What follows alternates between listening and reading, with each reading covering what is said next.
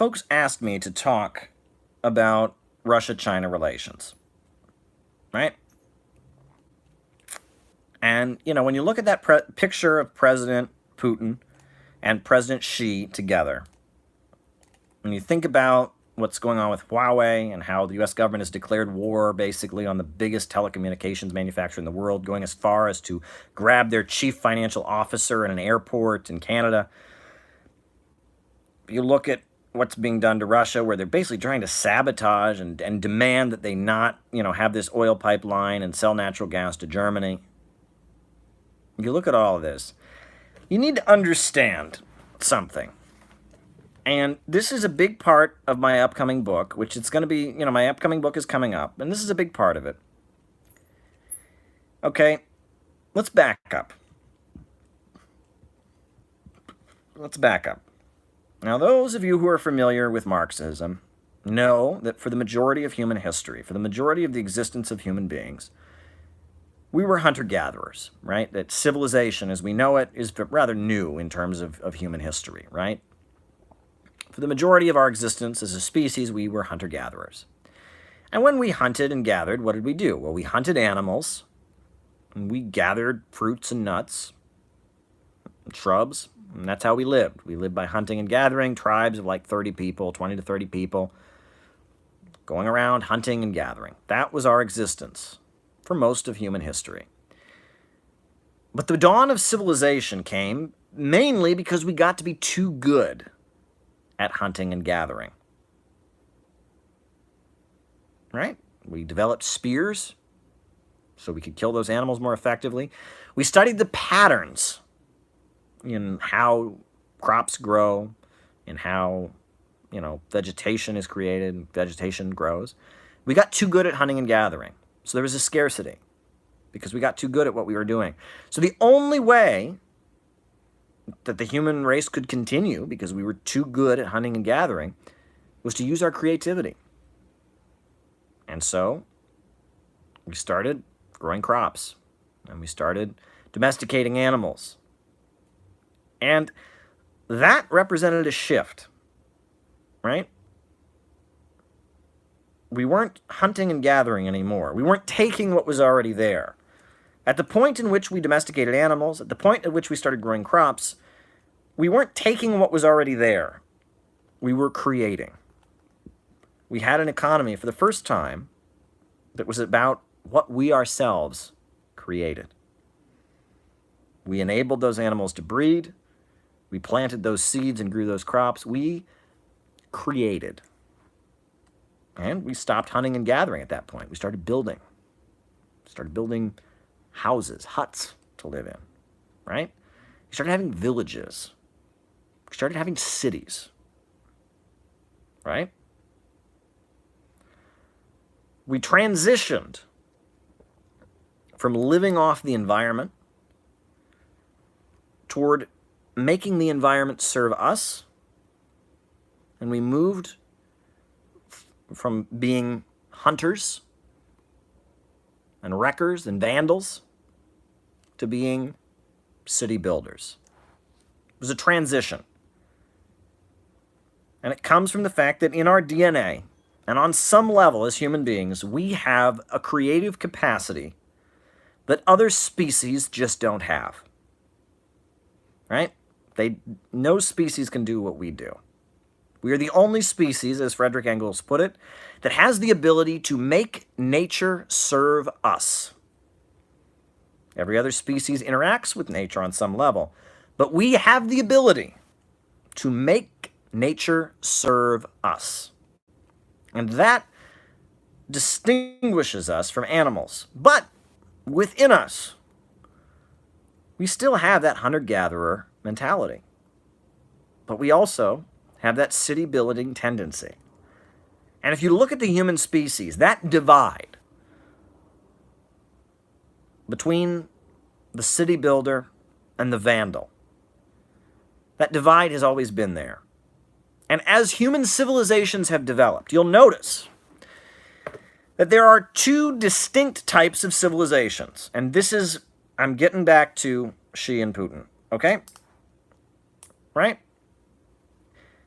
I've talked a lot about the Roman Empire. The Roman Empire was very much a civilization based on the hunter-gatherer mindset. They went around the world with their spears and swords and found peoples and nations and forced them to pay tribute. Right? That's what they did. That was how the Roman Empire existed. And the tribute often came in the form of human chattel slaves, right? And they had a highly inefficient system of production, but they went around the world, they found people, they enslaved them, they forced them to give them tools, they forced them to give them crops, and, they were very bad at producing their own tools, they were very bad at producing their own crops, but that was okay because they controlled the trade routes, right? They were hunting and gathering, going all across the world, finding things that were already there, and violently seizing them. That was the Roman Empire. And that was the Vikings, right? We know about, eventually the Roman Empire just ultimately, after about, a few hundred years, it wasn't really sustainable any longer. And part of what brought it down was the forces, the Germanic tribes, they call the barbarians, who were basically doing the same thing, right? They were going around robbing and raiding people and stealing what was already there. And eventually, you have the Germanic tribes in the oceans, the Vikings. And also, when we talk about Germanic tribes, let's talk about the origins of Britain, right?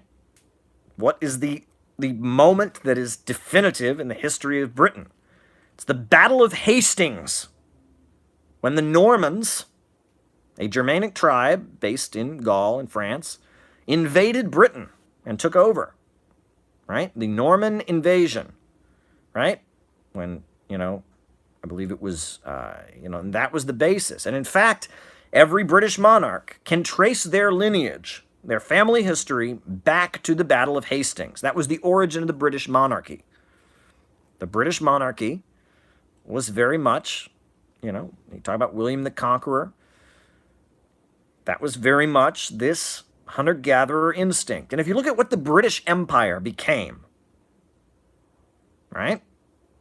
It was very much that same Vandal mentality.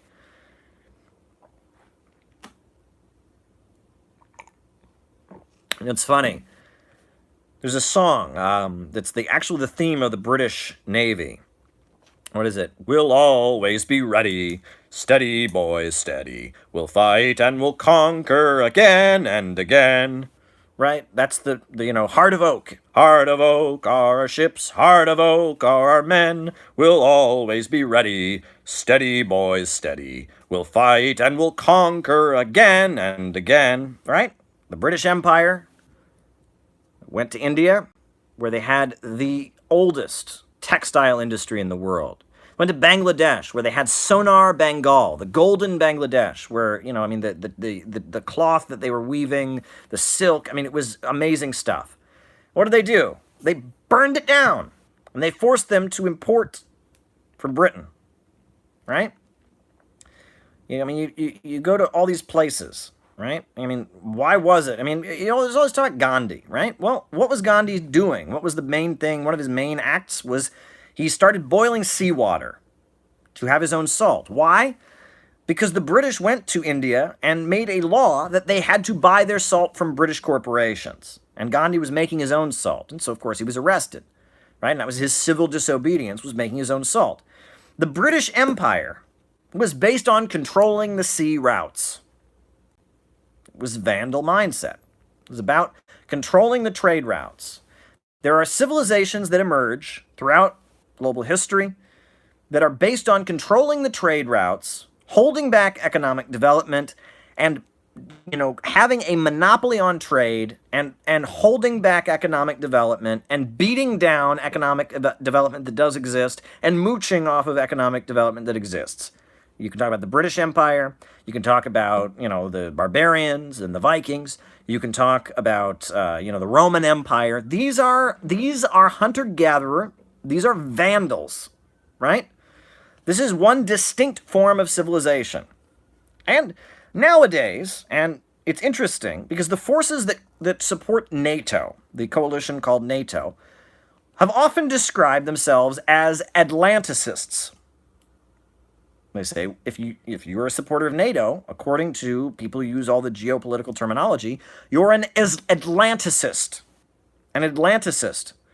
Well, the Atlanticist mentality, or I should say, the Atlanticist pathology, is a Vandal mindset. It is this distinct aspect of human beings. It is us reducing ourselves. It is human civilizations that revert back to hunter-gatherer type behavior. Not building, not constructing, not helping advance, but rather controlling trade routes. It is an economic model in which countries become wealthy and empires are built not by engaging in historical progress, not by promoting science, not by raising living standards, but by a small group of rulers using brute military force to control trade routes. And that hunter-gatherer Vandal mindset, that is what Lenin describes in his book Imperialism, the Highest Stage of Capitalism. Right? As bad as Andrew Carnegie was, as bad as Henry Morgan was, as bad as the industrial capitalists of the United States were, the industrial capitalists still believed in historical progress.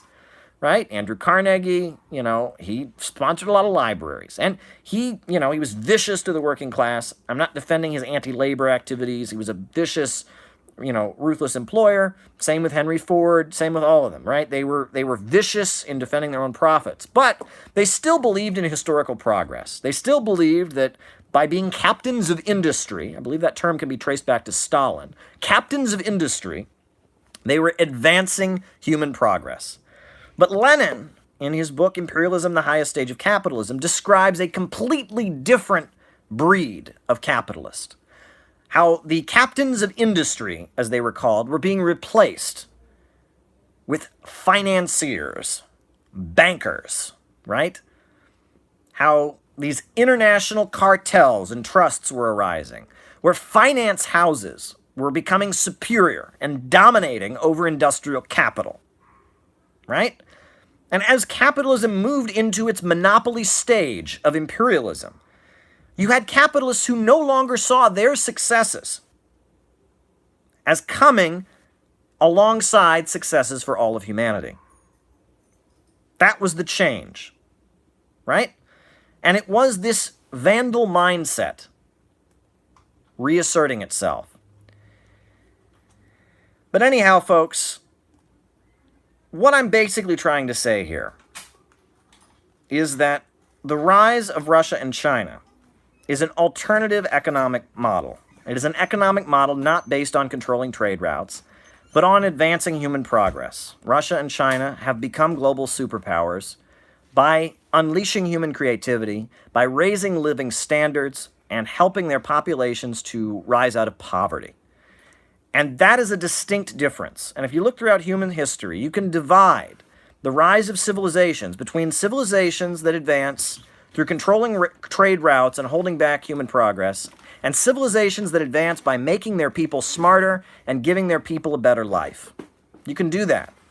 There's a big distinction. City builders and vandals, right? And that when we see Russia and China getting closer together, what that is ultimately is a repudiation of Atlanticism. It is a repudiation of Atlanticism, and it is the city builder mindset reasserting itself. That's basically what's happening. That's what's happening. And when you look at President Xi and you look at President Putin, when you listen, as I have, I've been to the World Festival of Youth and Students, I've been to the Yalta Economic Forum in Crimea, I've been to a lot of these meetings that are taking place, and I listen to these various forces that represent various governments around the world, that also represent various corporations arising in Eurasia right now. They have a relationship with human history and human progress that is positive. They want human civilization to advance. They have not succumbed to the Atlanticist pathology. And that's what you need to understand. This divide in the world right now, with the rise of Eurasia and the decline of the Western European and the United States, this is rooted in a clash between the Atlanticist, hunter-gatherer, predatory mentality and the notion that history should advance, and that the duty of a nation state or of a government is to make a better life and to serve the people. And that's the clash that's happening. Do we have states that serve their people and try to raise living standards and control their economies, or do we have governments that allow small groups of people to get rich by controlling the trade routes? And if you look at everything going on in our economy with, student debt, the prison industrial complex, it's there. Accumulation through destruction seems to define the U.S. economy, whereas Eurasia is pulling itself up by its bootstraps. And that is the division in our world today. And that is what is behind geopolitics.